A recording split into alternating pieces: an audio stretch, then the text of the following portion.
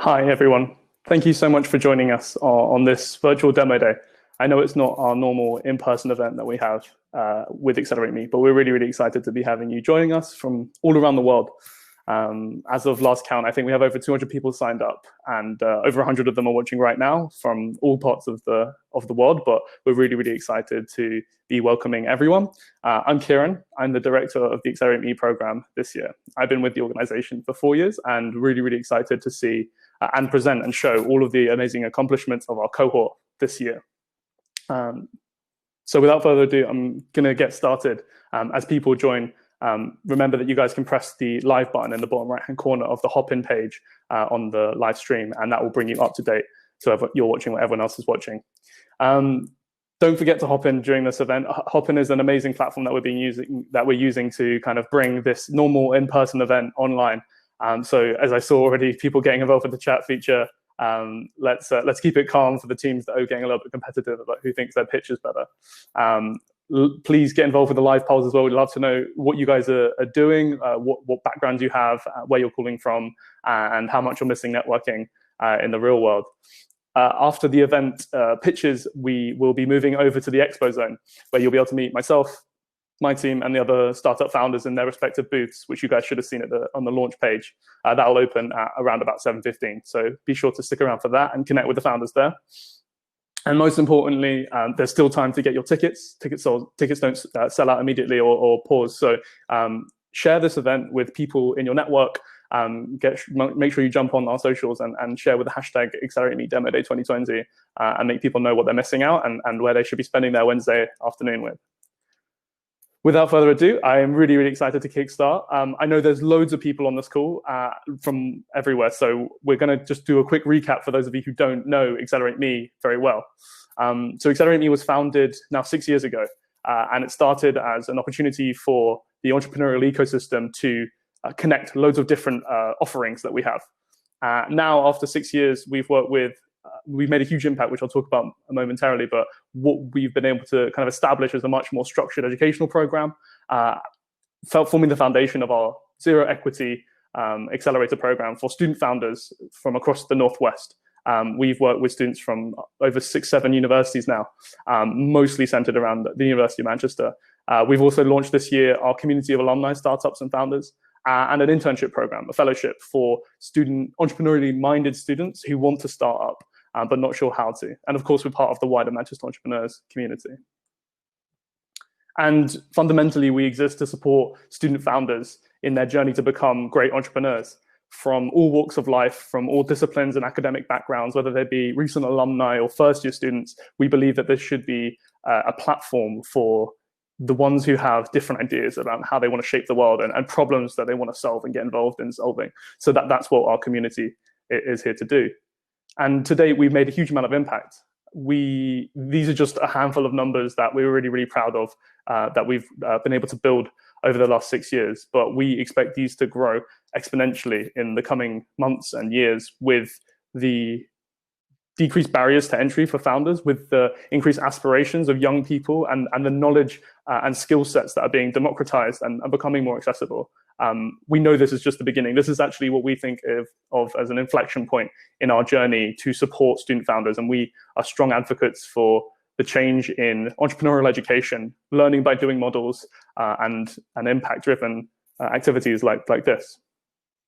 And just in the background there, you can see some of the amazing startups that we work with today, everything from LGBTQ plus e-commerce platforms to VR and gaming to healthcare solutions and logistics supply chain startups. We're really, really proud of the community of people that we've been able to aggregate over the years. And it's a growing community as well, solving some of the world's biggest problems. And it humbles me to be a part of this community. And I know it humbles them to be able to access the talent, rich resources, the networks, and the skill sets of all of these other entrepreneurs that they're a part of.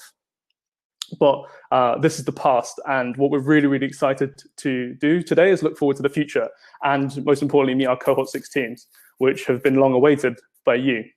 So here are the 12 teams that we've been working with over the last kind of 3 months, really aggressively, but previously to that, we were spending time working with these and many other founders as we decided to recruit our campaign, as we completed our recruitment campaign for this year. In this cohort, we have a really wide plethora of startups as well. We have 3D printing hubs connecting PPE equipment to frontline workers. We have educational platforms to help teach the next generation of computer scientists, and we have games and card games helping people understand how the impact of bacteria and viruses in our bodies and everything in between. This is a very traditional Accelerate Me cohort by those means, by the fact I mean, we have such diversity, and that's what people love to come and work with and learn from and learn with. And that's why our founders do so well, because they have so many different disciplines and backgrounds to support. And I love this specific timing of Demo Day, because it's, I think, 99 or 100 days since the first day in our Accelerate Me program, which happened at the end of January this year, which was a world away. It was a very different time, but we're just so proud of the success of both the startups that have been on our program, but also the Accelerate Me team as a whole. This year, we had our most successful selection campaign ever. We had over 140 student founders and recent alumni founders from such wide backgrounds. We had more PhDs applying than ever, showing the appetite for academics and staff members wanting to start their business. We had more B2B platforms than ever, showing that young people are able to identify problems in the market and create scalable solutions that really can fill in those spaces. And we were able to narrow, after, I think it's over 60 interviews, and then we took over 25 of them through to our bootcamp, which is like our assessment center for picking up the best startups that we can help. And then they join our program. And since over the last 100 days, we've worked with founders on their personal development and their team development through our bi-monthly program. So every 2 to 3 weeks, we have a really intensive weekend session. And then we provide mentorship, office space, finance in the form of 2K, equity-free financing, and then hopefully growth, which you guys will be able to see today. Now we're at Demo Day. And I'm very fortunate that I get to be the one talking to all of you all around the world, but this is not by any means a sole person delivering this. This is a community, and more important, this is a very strong team of Accelerate Me members. Please ignore my face. People like Yulia, Gabriella have been absolutely driving this initiative across the cohort, and massive props to Gabriella, who helped put Demo Day together. So massive thank you. Mirto, Lalakos, and Joe Ware have been advisors to the program, previously management, and they've been invaluable to us too. On the ground, working with the startups, we have Olivier, Cornell, TJ, Don, and Crystal. Without you guys, this would not be possible at all. And lastly, the Manchester Entrepreneurs team, Ravi, Luigi, and Eustace, who have really brought together the wider community to make this a success, this program and the ecosystem. On the partners, whose names, there's so many names to remember, so I promise if I forgot you, I'm really, really sorry, but Manchester University, the Higher Education Innovation Fund, and the Masood Enterprise Centre have also opened their doors to us, letting us stay with them while we're in between offices and Exchange, our newest partner, where we'll be moving to, hopefully, when lockdown is over. The Manchester Entrepreneurs Group, of course, and CE Legals for supporting our startups who are looking at fundraising right now. And the countless other supporters from AWS and Stripe, helping our startups build technology solutions that can scale, to HGF, Business Growth, and TechNation, who bring on speakers who can teach our founders from experience with wide expertise and knowledge backgrounds. And there's just so many of you guys. But thank you. Without you, it wouldn't be possible either. Just before we start, I know I'm the only thing standing between you and some amazing startup pitches, but I wanted to just touch on the elephant in the room. Hopefully it's not in everyone's rooms, but this is a very different climate to even just a couple of months ago. And it's something I wanted to touch on, because the fact that you guys are calling in today means so much more than I think any one of you will recognize, because it shows that we are here to fight, to still support amazing entrepreneurs, to persevere and create ingenious solutions, some of which you guys will hear about today, about how our startups have pivoted and are attacking different markets and are doing business development from their bedrooms as opposed to offices. And those stories are powerful. But what's more powerful is the community that gets behind and rallies behind our organization and many others like it.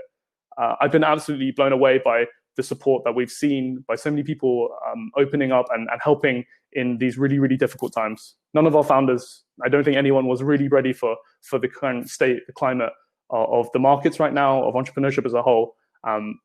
But it's really, really important that we stay safe and we support each other. And we remember that it takes so much more than any one organization to carry through. It takes an ecosystem to make startups work and thrive in any climate. So I'll stop talking now. That's been my time. Before this, we had some really cool networking, which will stay open for a little bit after the event.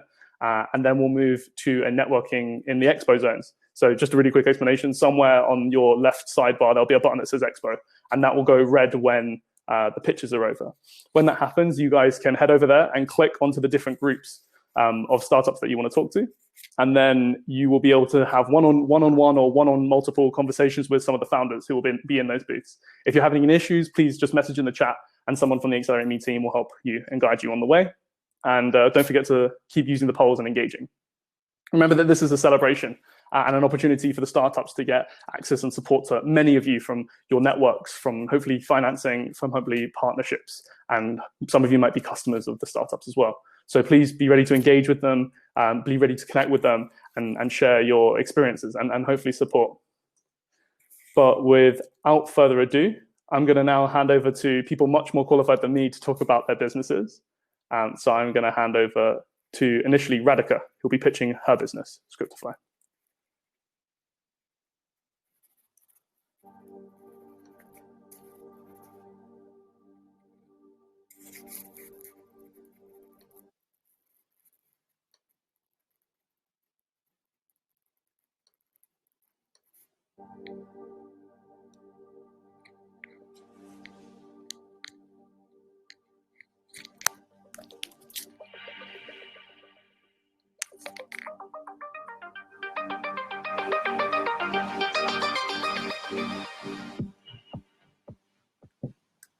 Hi everyone, my name is Radhika and today I'm going to be talking about Scriptify.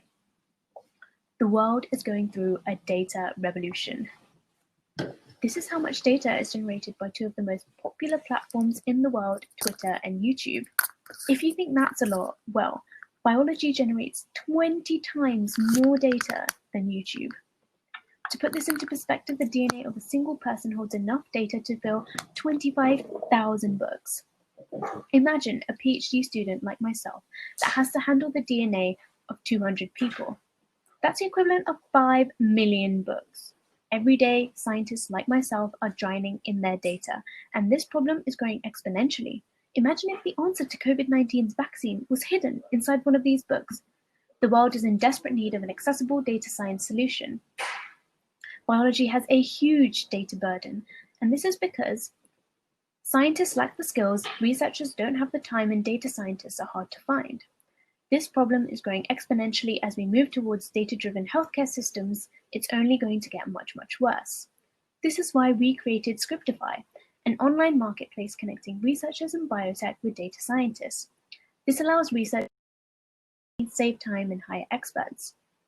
Our unique selling point is that we're going to be concentrating on the life sciences niche, and our platform allows personalized analysis for complex projects, as well as buying scripts for smaller projects and access to biology-focused data scientist hub. Our business model encompasses two main revenue streams, projects and scripts, which we'll be taking a 15% commission from. However, as we grow, we will also expand into other revenue streams. The global data science market size is growing at a rate of 30% and is going to reach $140.9 billion by 2024. We aim to capture research projects as our market share, which accounts for 2.5 million projects per year at least. This is a vast underestimation, as the majority of research projects are either unpublished or unreported. Keeping this target market in mind, the total possible revenue per year for projects is $375 million, and for scripts is $37.5 million. Our competition varies widely, from standardized tools to personalized services that don't fully focus on biology, allowing us to have a unique space within the market. So far, we've been talking to various CEOs of biotech companies as well as PIs in academia. We've been able to grow our Slack community, which now has over 100 members. We are also finalists for the Founders of the Future Fellowship Program. Our Future plan is to build our MVP, start some pilot projects, and also gain some pre-seed funding. Finally, our long-term plan is to expand into other fields with big data. Our platform is made by scientists for scientists. To give you a bit of background about me, I'm a data scientist PhD student, and my co-founder Julieta is an experimental scientist and also a PhD student. Together, we have 12 years of experience in academia, and we cover both sides of the market really, really well. With our tech advisor, Taryn, who's a computer scientist and a software developer, we believe we have all the expertise to make this startup a global success. Today, we ask for 150K pre-seed investment to develop our platform and marketplace for users to be able to share their scripts and find projects. For more information, visit us at scriptify.com, or you can contact us using the details below. Thank you so much for listening.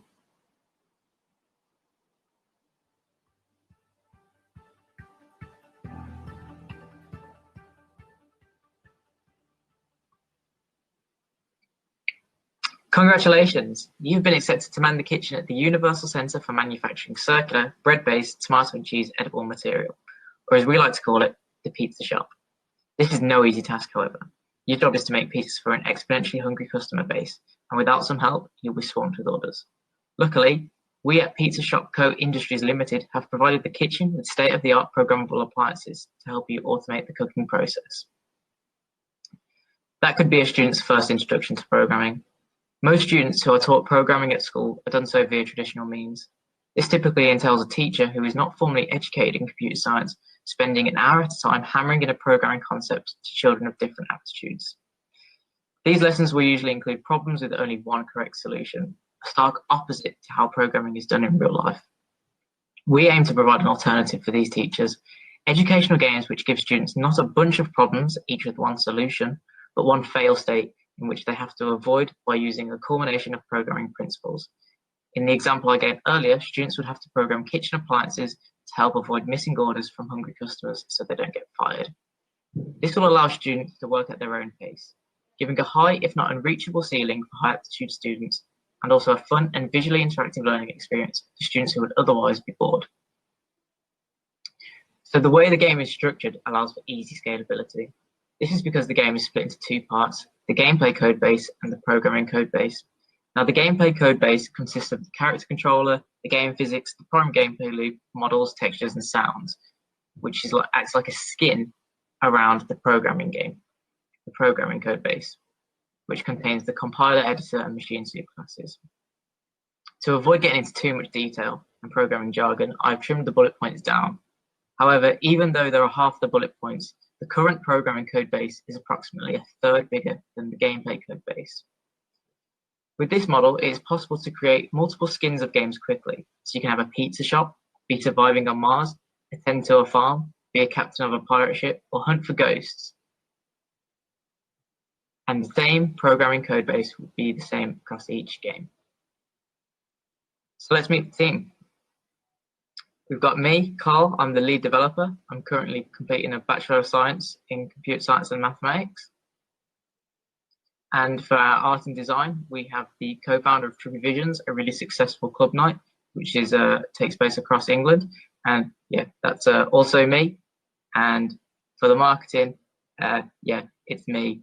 And I put that tagline as a joke, but it's seeming a bit close to home at this moment. But I aim to expand the team so that I can work on what I'm truly passionate about and have more experienced people working in design and marketing. Now, originally, the plan was to have a develop and research cycle where I would go into local schools such as Manchester Grammar School and carry out workshops to gauge the effectiveness of the product. However, we all know what happened around about here, which led to the stunting of research. Free deployment into interested schools was planned to take place in September so that I could refine the game from feedback, add technology, and approach more schools to aim to sell that to them for the new tax year. The new plan is to release the game online for free so that feedback can be gathered, and shortly afterwards, I plan to expand the team so that I can work on porting the game to VR while development for the main game will slow down. The team can then focus on creating a community around using video games to teach programming and can gather user requirements for when development speeds back up. If you'd like to know more about the business and play the game for yourself, come and visit Mastery Studio's booth. Thank you.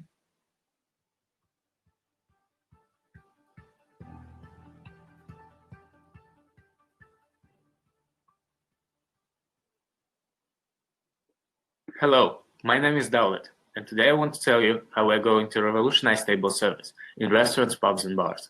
I would like to present to you Everest, a universal order and pay app for table service. Everest enables you to browse menus, place your order, and pay the bill using just one app anywhere you go.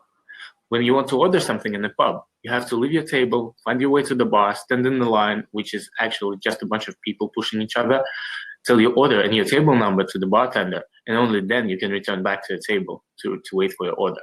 With Everest, you can avoid all this hassle and order from the convenience of your own table. It's like having a digital waiter in the palm of your hand. On the restaurant side, it reduces the workload on the waiting staff, leads to the higher table turnover because of the decreased processing time, and increases customer satisfaction. Your order, once received by the app, is sent automatically to the bar's EPOS system. It's displayed on the kitchen screens and saved to the till reports. Order processing doesn't require any human interaction on the side of the restaurant, making the solution completely frictionless for the venue. We conducted a survey to find out whether people would want to have such a product, and the results were more than favorable. 75% of the respondents said that they would most likely or definitely use such an app. Moreover, there are several secondary sources indicating the demand for our product.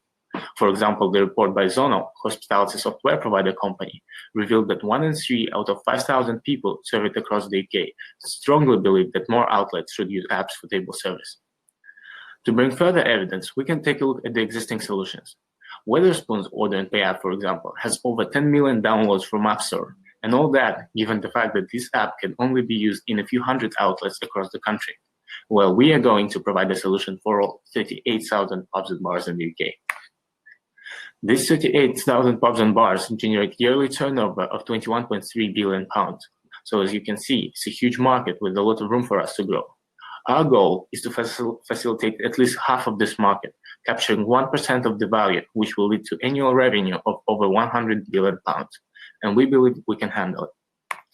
Our team consists of 2 software developers, both computer science graduates of Moscow State University with a cumulative 5 years of industry experience, and 2 University of Manchester students, including myself, being responsible for market research, marketing, and planning.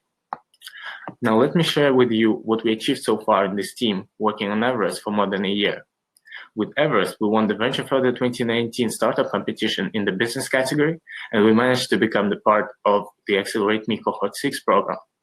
This helped us to better understand the ins and outs of building a startup, helped us to grow our network and raise equity-free funding.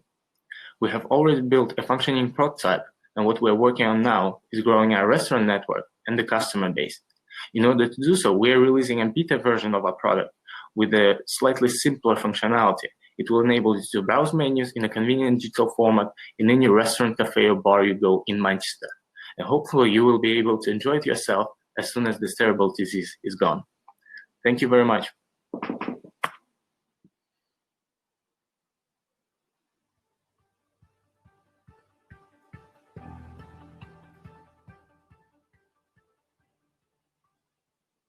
Hello, my name is Janelle. Did you know that every day 1,000 million of your immune cells die fighting viruses and bacteria for you? If they fail, we get sick. Sometimes the entire world as we knew it changes. But it all starts with tiny cells inside each of us. Science is fascinating. It's incredibly important. But sadly, it is rarely made interactive. For the last 5 years, I have been devoted to making that change. And today I present to you Immunity, a board game where you and your friends can take control of the immune system, viruses or bacteria, and face the challenges they would face as they fight each other during an infection. Immunity is competitive, but also cooperative. It is educational, but fun. It requires strategy and thinking, but also has an element of austerity. And where most games choose either one or the other, Immunity chooses both. This duality makes it quite unique. People play board games because they offer them a chance to experience and explore, first-hand and with a group of friends, an interesting or innovative set of mechanics, like ours, or a compelling theme. And immunology is a compelling theme. Even before the coronavirus outbreak, one of the most successful board games ever, Pandemic, already put players against a global disease. Plague Inc., an app with 120 million downloads, allows players to be the disease. And games with a hard base of science on them, like Cytosis, have been doing great on Kickstarter. It's 2020. People want to understand disease and how we cope with it. And what a better way is there of doing that than playing a game? Immunity is not a standalone project either. These same ideals of wanting to change the way science is presented to us already made me create a YouTube channel about biology in 2016, give a TED talk about creativity and learning in 2018, record short documentaries with national newspapers, and be on the radio. And along the way, I have grown a community of people who believe in what I do. My YouTube channel has now 100,000 subscribers from more than 40 countries, and they are also part of our target audience. When I started Immunity, I was alone. I started with the science, made designs, built prototypes, place tested them over and over, with children, students, and professors. And after 4 years, now, there is a game that you could play. Last year, I teamed up with Carlos Tirado and Aisea Tramullas, both business management students from the University of Manchester. Together, we applied to Accelerate Me, and now we're here. Currently, we are making an online version of Immunity that allows you and anyone else to play. If you want to do that, you can go into immunitygame.com or scan the QR code. However, our vision for Immunity is still for it to be a physical board game that people can play together around the table. In order to achieve that, in the next months, we are going to be making a few hundred prototypes, manufactured locally in Spain, using the money from the Accelerate Me program. We will send them across Spain and some of them across the world to get feedback, visibility inside the board game community, and to look for future publishers. And with that, we'll be ready for our final stage, launching a crowdfunding to finance the production of possibly thousands of copies of the final version of the game. The base version of Immunity, including the immune system, viruses, and bacteria, will sell for £30 to £45. But although most board games are normally a one-time purchase, we already have plans for several expansions, introducing new threats like cancer, fungi, and others. These could sell for £20 each, and we would aim to release them once or twice a year. In summary, what we want with Immunity is to create an experience packed in a box that can give you a great time with friends or family while you learn how your immune system really works. Because in the end, the most important battles are fought inside you. Thank you very much.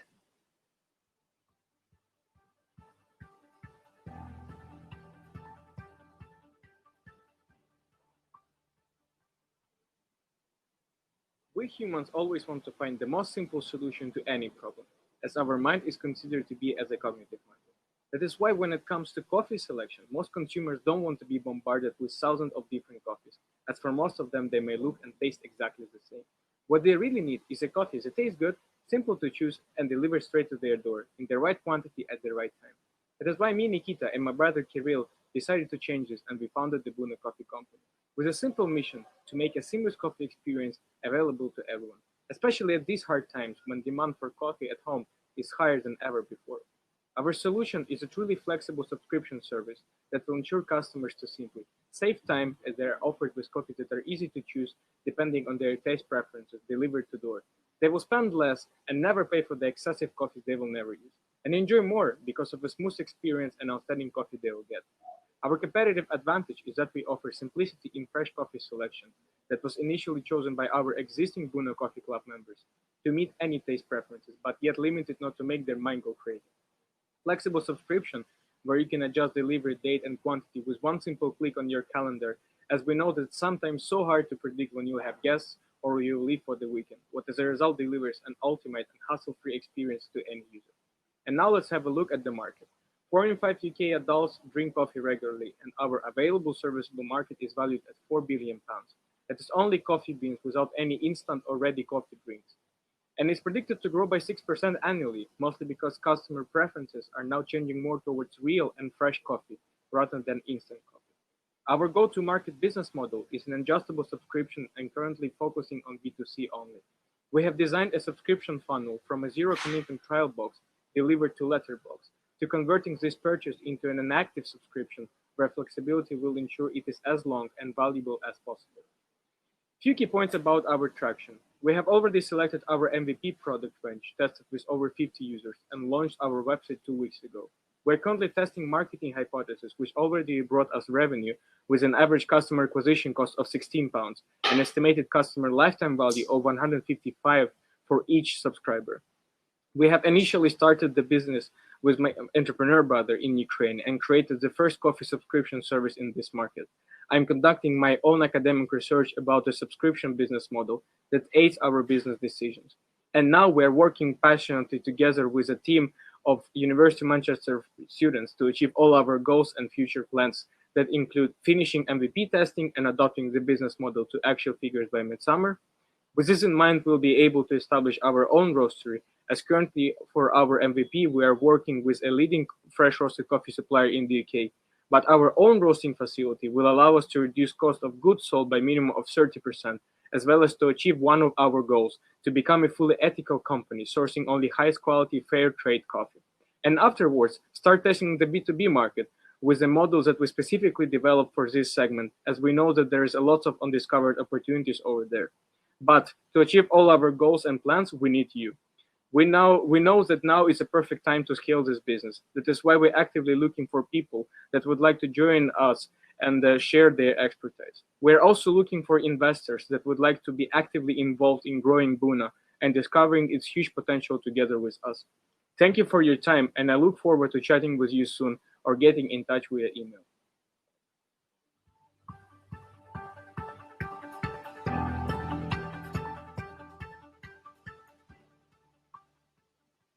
The fourth industrial revolution is going to bring about fundamental changes to where we live, work, and relate to each other for the better. However, not everybody is actually going to be able to experience these positive effects due to the problems that it will cause. The changing nature of jobs mean that many people will be displaced from some of the roles that they work in right now, the next 2, 3, or even 4 years' time. These at-risk groups, who are young people and people from minority ethnic backgrounds, have a lack of training resources that will otherwise upskill them to work in these new emerging roles. And as a result of this, the tech sector becomes less diverse. In fact, the higher up you go in seniority, the less diverse it is. Now, this has national ramifications. This widening skills gap is only going to lead to an increase in unemployment, which will only then further lead to an increase in economic and social inequality due to the winner-takes-all economy that we're currently in. And the lack of access and talent shortages will result in the tech sector being less diverse. So upon identifying these problems, I, Elijah, created Archisites, which is an organization, a non-profit organization that aims to bridge the access gap between the tech sector and minority ethnic communities. Now, we aim to do this in a couple of ways. So we work with organizations to provide access to resources, training, and video content that wouldn't otherwise be made available to these communities. And we are aiming to build an online community of techies from minority ethnic backgrounds.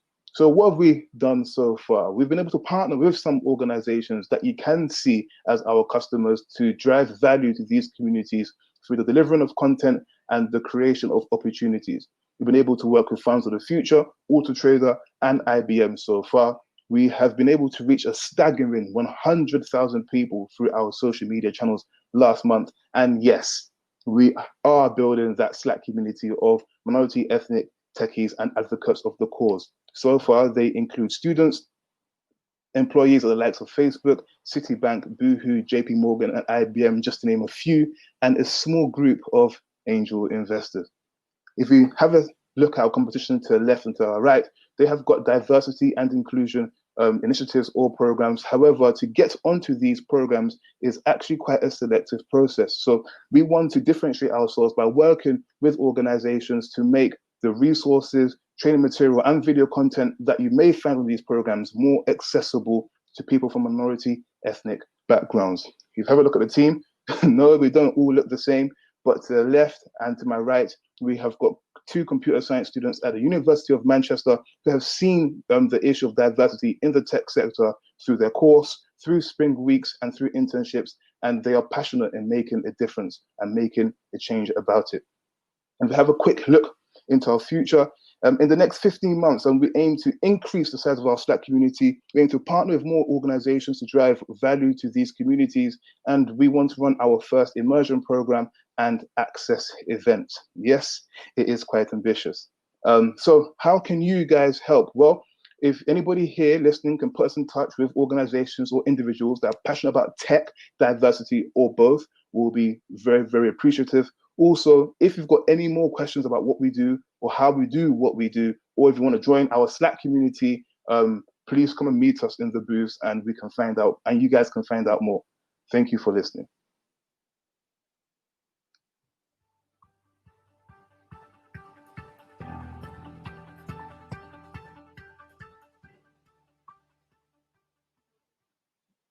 Hello, my name is Matthew. I'm a PhD student in 3D organ printing, and I'm the founder of Feed, one of the world's first 3D food printing companies. First off, I want you to imagine a world where you can design and create your own food, controlling its shape, structure, and nutrition remotely and at the touch of a button. How? 3D food printing. Food printing uses the same tested principles as 3D printing, only the printed materials are edible. Printed objects get made 2D layer by 2D layer, and so it follows anything that can be pushed through a tube into layers can be 3D printed. This includes paste, pastas, purees and gels, and even novel foodstuffs such as animal proteins, algae, and cells.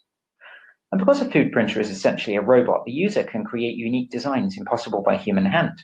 You can do away with molds and economies of scale, and designs can be made more reliably and quickly than by a trained chef.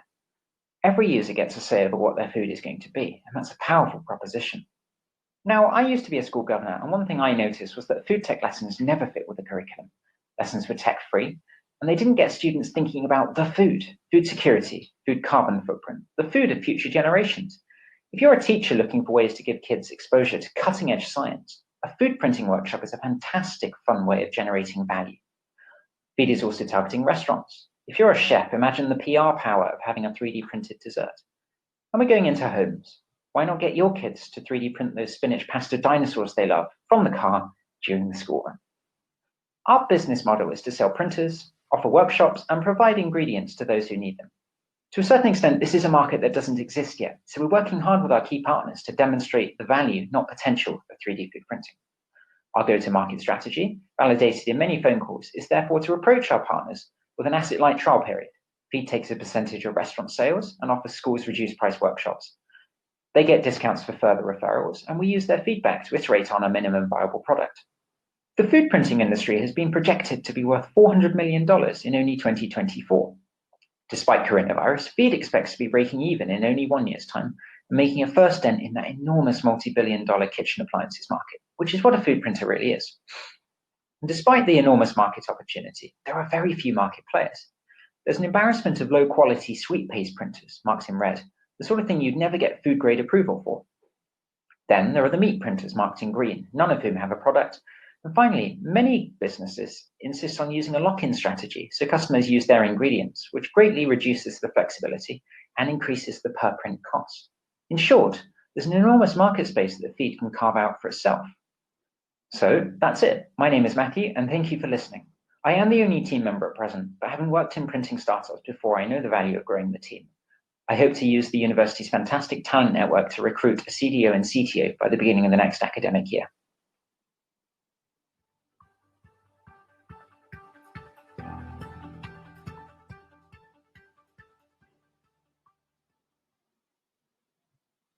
Leap is a white label subscription streaming service helping adult entertainers take back ownership of their online presence. This is Jake, an online content creator.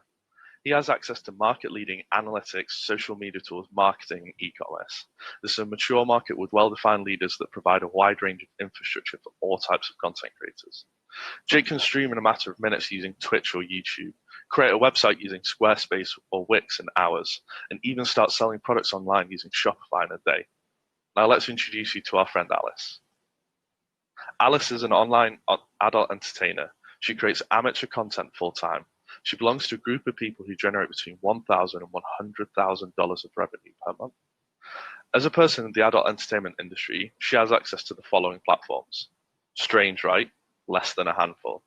The current status quo has people like Alice paying high fees, giving away all rights to her content, and in return she receives poor service, delayed payments, and risks being demonetized without appeal. There's a huge lack of transparency between the platform and the creators. Every other industry has a multitude of tools to choose from to manage their business. It's not the same for adult entertainers. So how can we help people like Alice, a white label subscription streaming service? Leap has created infrastructure from the ground up that allows anybody to monetize their content without having to give up their rights. We're building the next step for adult entertainment professionals, offering additional features that have been offered in other markets for over a decade.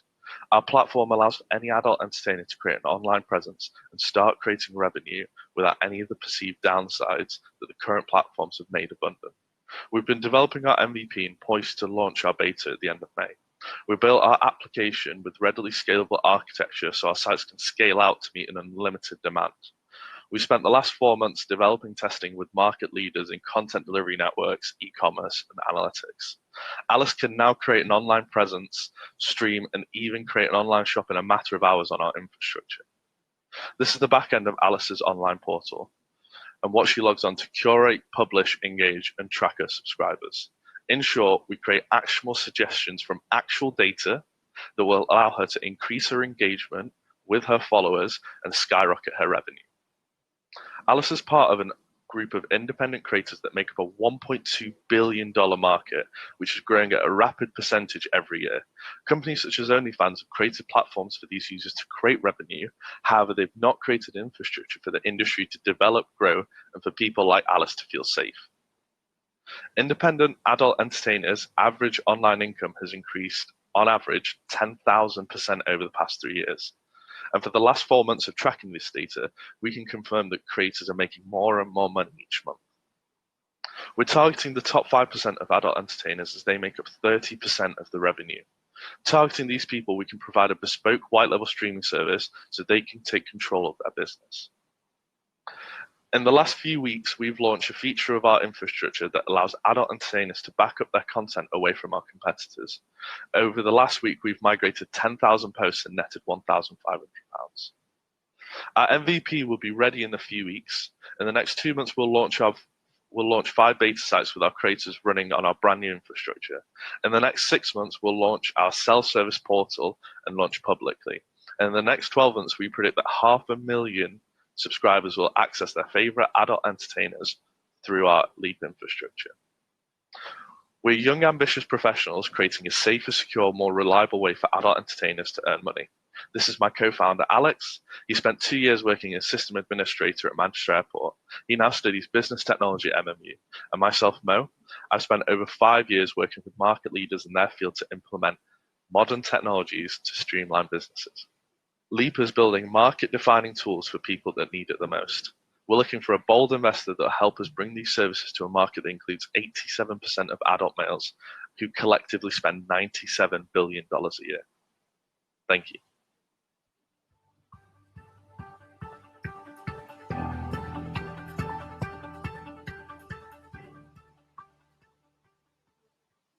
Hi. Do you remember the last time you were so stressed that you couldn't think properly? Or so stressed that you couldn't work properly? Or so stressed that you couldn't sleep properly? I definitely do, and so do 86% of British adults in 2018. It was cause for about 12.8 million lost working days, and a recent trend in this space has been the rise of self-care apps, mostly meditation-based, to manage stress. But the problem with meditation apps is that they require effort, focus, and willpower to stick with, especially for novice users. And this is further highlighted in some of these anecdotal comments from the 1,800 people we surveyed for our product. And as you can see, the underlying theme here is the effort factor required for meditation apps. That's why we built the Neuro games. Games that are not just fun to play, but relieve stress. How does it work? Well, we embed state-of-the-art light and sound-based neurotechnology within the game mechanics to relieve stress. So it's science-based, fast-acting, and easy and fun, just like any other game that you would play. Here's a quick screenshot of our first prototype that we built ourselves. And it's an endless runner world explorer game genre, our first game. Business model? Well, we'll build multiple Neuro games of different genres and put them under a subscription fee for access to all in these 3 different tiers. As you can see, for all 3, we're priced much cheaper than 2 of our biggest competitors, Calm and Headspace. And in Differentiating against common headspace, we offer a more gamified and effortless stress management solution. Again, half our survey respondents were happy with this pricing. And now we'll move on to our markets. Firstly, there's the $189 million meditation apps market, and then the huge $68 billion mobile gaming market. Team, well, I'm Nikhil. I'm the founder, currently pursuing a PhD in neurotechnology. I've also won international awards for my work in this field, like the regional winner of Europe Prize for the world's largest undergraduate awards program. Nathan's the game developer and digital marketer with 16 years experience in this space, and his previous clients have built Warner Bros. Studios, Midway Games, and Liverpool Football Club. And he's also a Royal Television Society media winner. Progress, well, we raised around 8.5K through 4 different awards. We validated the idea by running an online campaign at our target group, collecting 1,800 server responses, 500 users with purchase intent as well. We got a prototype ready. We've been through 2 accelerators. We're finalists in 2 different business plan competitions. That's us. And before I end, I also want to show you these anecdotal comments from our users, showing how excited they are for our release. Thank you for listening. I hope you enjoyed it.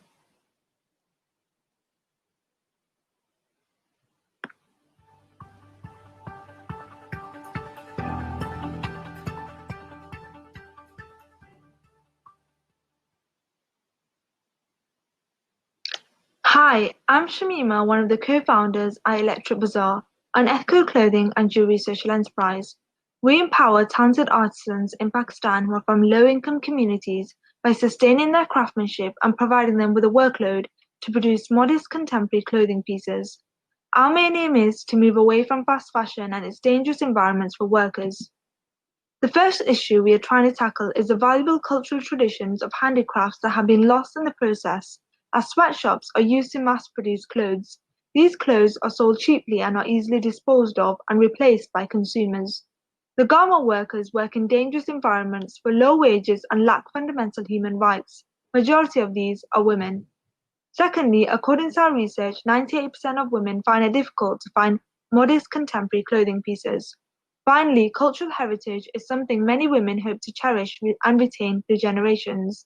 We found that 77% of women didn't like the current clothing pieces on the market that are attempting to fuse the East and the West.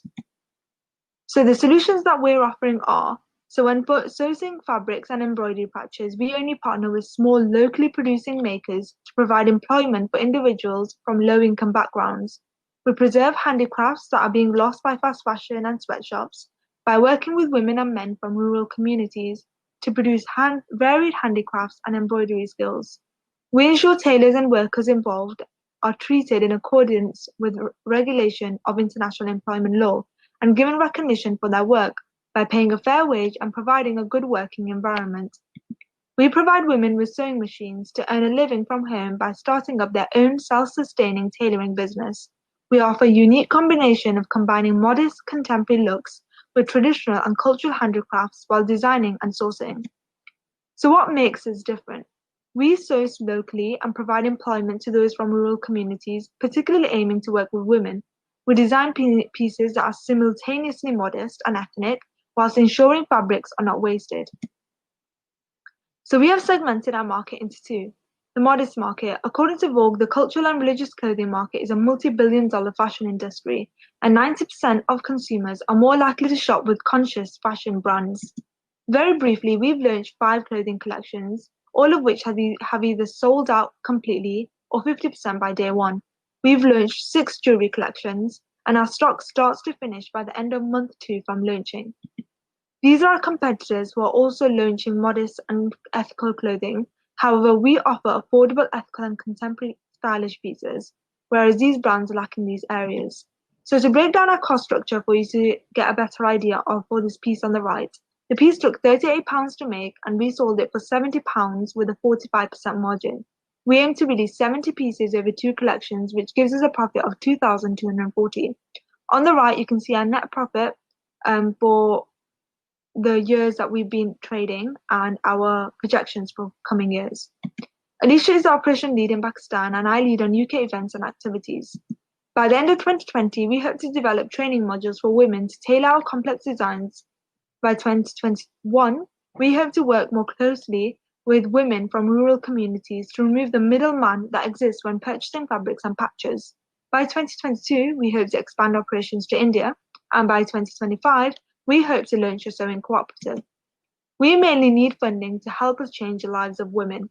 The sewing cooperative will be an excellent space for women to build leadership skills, earn an income, and a safe haven away from the domesticated normality of life. Funding would also help us to train women with skills. Traveling to rural areas will ensure we are directly purchasing and collaborating with the women. Thank you.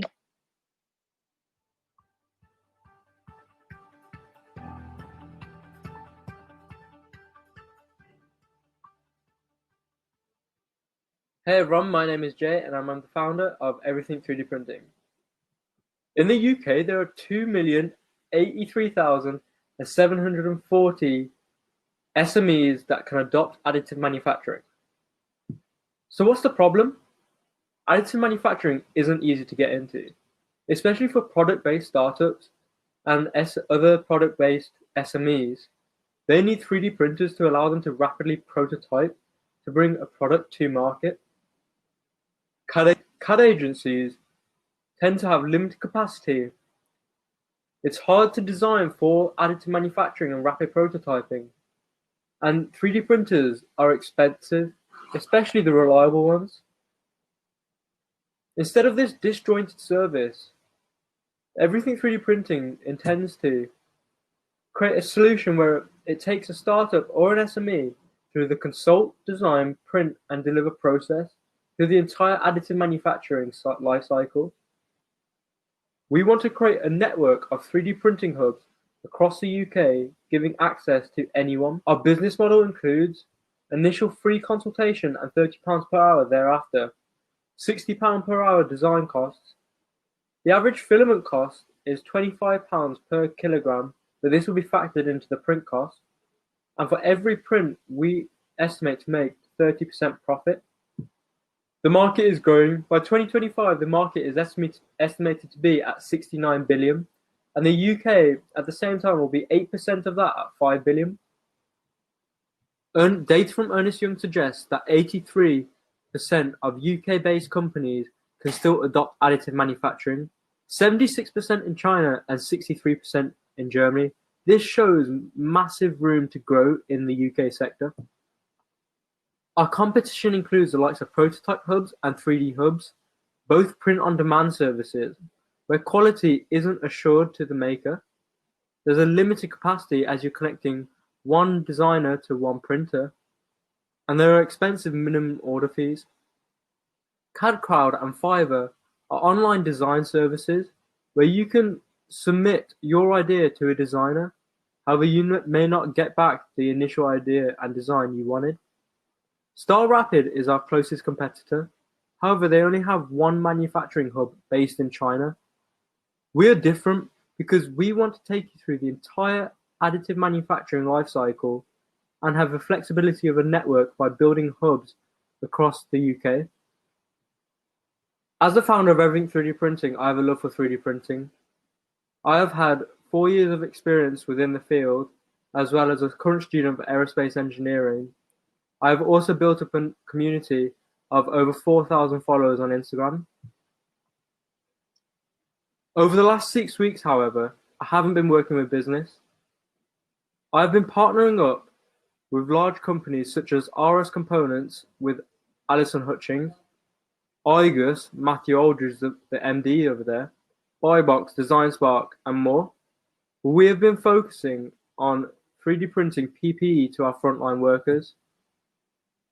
Some of the pictures here show the hub RS Components opened up for us, as well as the distribution at Igus.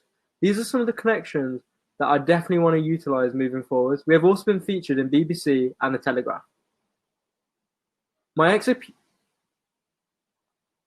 Our execution planning includes acquiring clients through our relative connections, building up a network of designers and machinery, as well as building up a network of Everything 3D Printing hubs.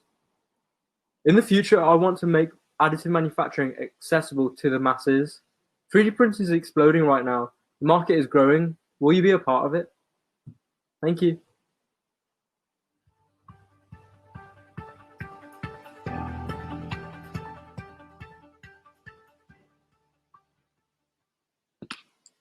Hello, I am Harry, co-founder and CEO of Abode Student Housing. Our aim is to simplify, streamline, and cheapen the process of student housing. Let me take you through the journey that the student and the estate agent currently take from the market. Obviously, that process's end goal is for the estate agent and the student to both be happy. However, along the way, the student is confused and annoyed with the current complex search tool available to them. Estate agents have ineffective marketing capabilities. Students feel overwhelmed as all the features within the industry are splintered across the market. There's an awful lot of hassle for estate agents. Students' voices are not heard. There's no clear line of communication to the student and the estate agent. Issues are not resolved. And above all, estate agents are charged very overpriced premiums. Thus far, estate agents and students currently are just not happy. So how does Abode cater for these issues? So obviously, we want to ensure that both parties are happy, and they are with our service. Students feel relaxed with our simple search tool, which increases simplicity and decreases time and effort.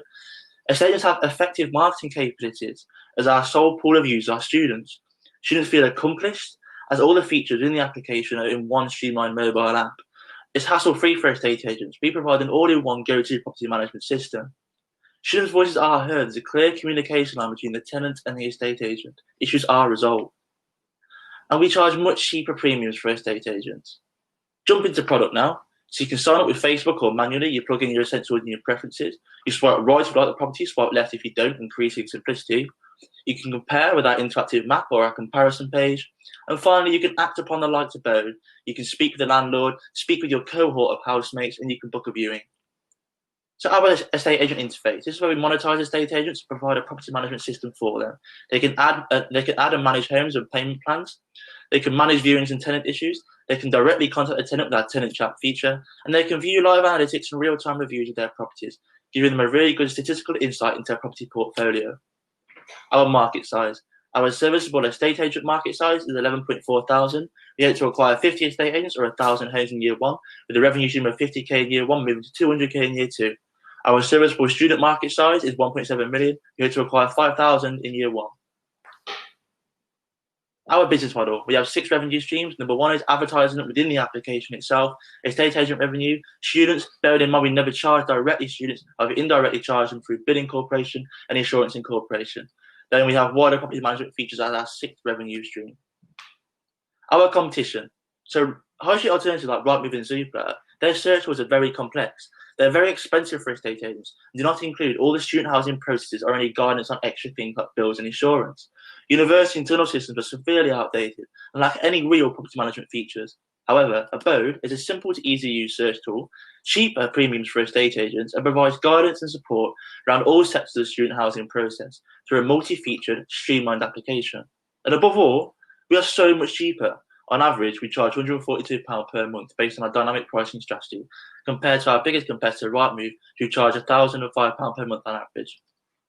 Our team, I have the business background, Ben has the marketing capabilities, Joe has the people skills and logic, and Leo and Mo have the technical skills to drive us forward. We're all founders of the University of Manchester and have a good team of advisors on board as well. So, 3-step plan to launch. Step 1 is initial startup phase. Step 2 is MVP and back-end business development.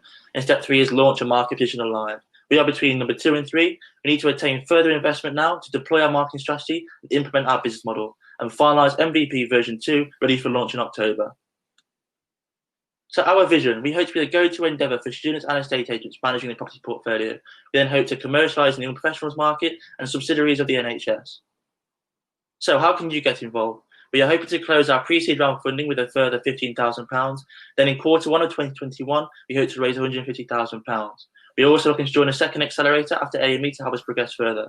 So are you ready to be part of the next big prop tech startup? Get in touch below.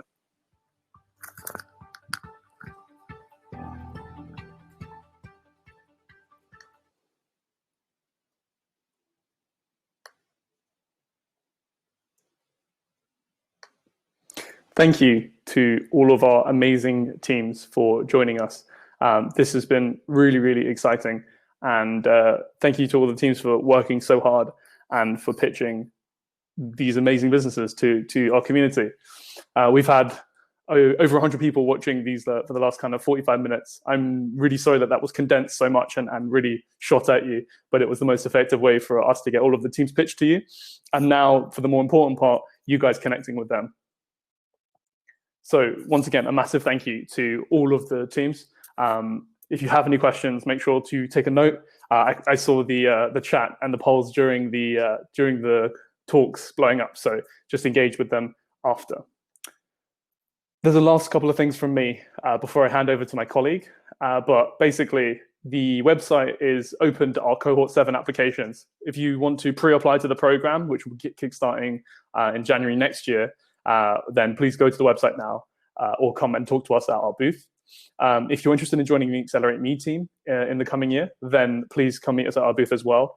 Connect to the teams and the founders and continue to share the demo day experience. The most valuable moment now for our founders is connecting with you, your experiences, your network, and your wider partnership opportunities. That's what we really want to drive towards now. So now I'm going to hand over to my colleague, Olivier, who is going to be leading the organization in the coming year and has a couple of announcements. This is going to be a little bit of a fiddly transition, so forgive me as I just accept. Hey, Olivier, can you hear us? Hi, yes. Thank you very much for the introduction, Kieran. So I'm sorry, camera is still off. Hi. So thank you for the introduction, Kieran. I'm really excited to be leading Accelerate Me next year, and we'll just have a couple of short announcements to make before you guys can start chatting to our startups. Cool. I'll speak to you guys later. All right. Thank you, Kieran, and especially thank you to our startups who did amazingly today with their pitches, in my opinion, and a big thank you also to the whole Accelerate Me team, and especially to Kieran, who led this program today. He created an amazing work environment for the whole team and our startups where everybody felt comfortable sharing their ideas. So big thank you to Kieran. As you probably know, Manchester Entrepreneurs and Accelerate Me have been around some time helping student founders and students in general on their entrepreneurial journeys in the past. So Manchester Entrepreneurs has been around for 12 years now, and Accelerate Me for the last 6. And we will be making quite an inflection point this year. So both organizations will be joined together under the roof of Accelerate Me CIC. We will still conducting the same activities as we did in the past years, just under the roof of Accelerate Me for the coming years.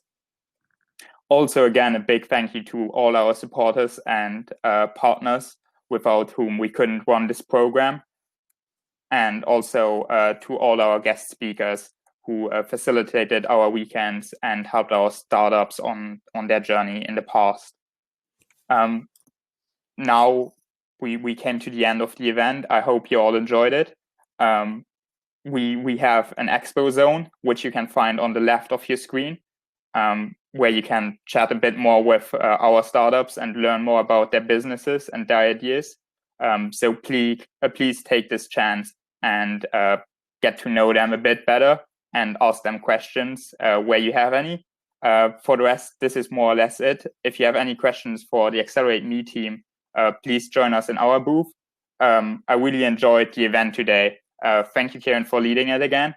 And see you guys all in the booths.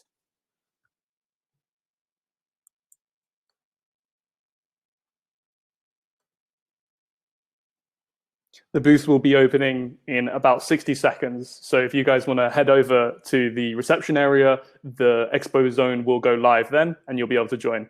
But that's all from us. Thank you.